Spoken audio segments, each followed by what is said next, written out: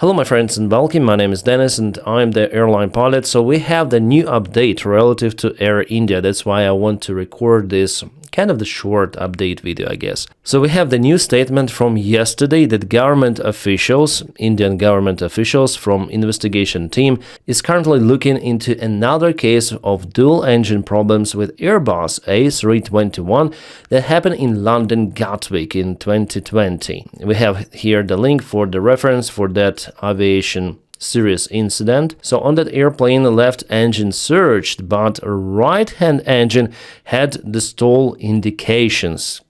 Yeah, that was caused by the fuel contamination. So again, Gatwick is involved. The Air India flight was to Gatwick and this flight was from Gatwick, London. What is also important that it appears on preliminary finding that there was no error in the cockpit.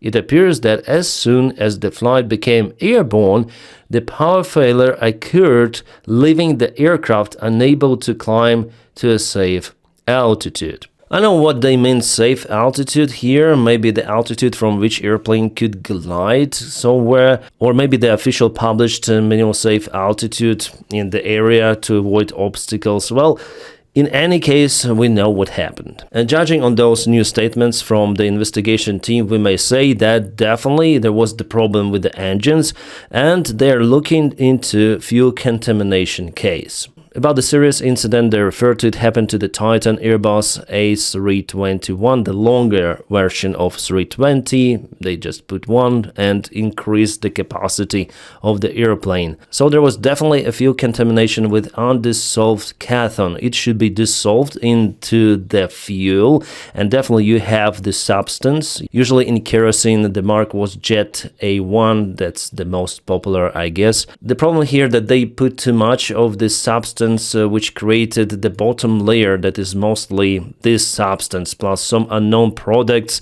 and water.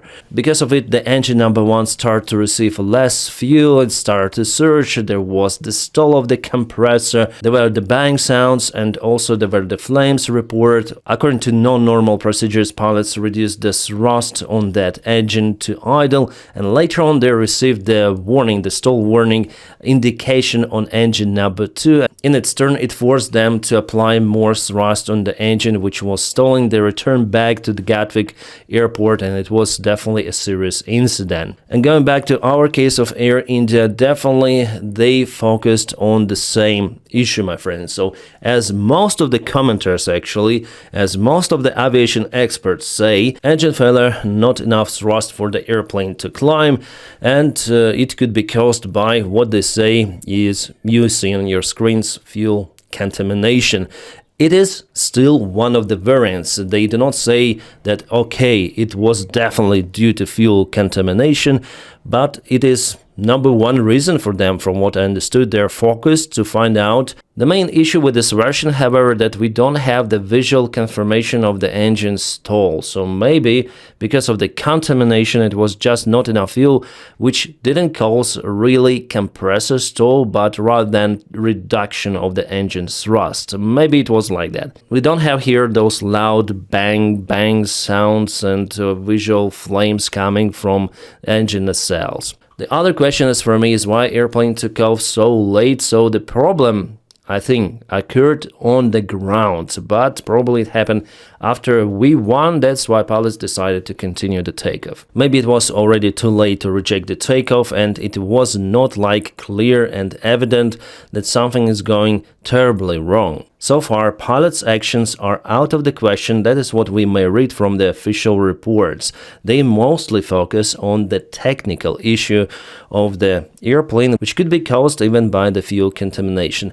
About the damaged flight data recorder, as I've told you yesterday, well, we don't have any sort of the updates where they're going to send it to United States for decoding and for trying to extract the information. Some people even wrote that it's kind of the suspicious that it was damaged, and like one passenger survived the crash where the flight data recorder was damaged significantly. Maybe not significantly, we'll see.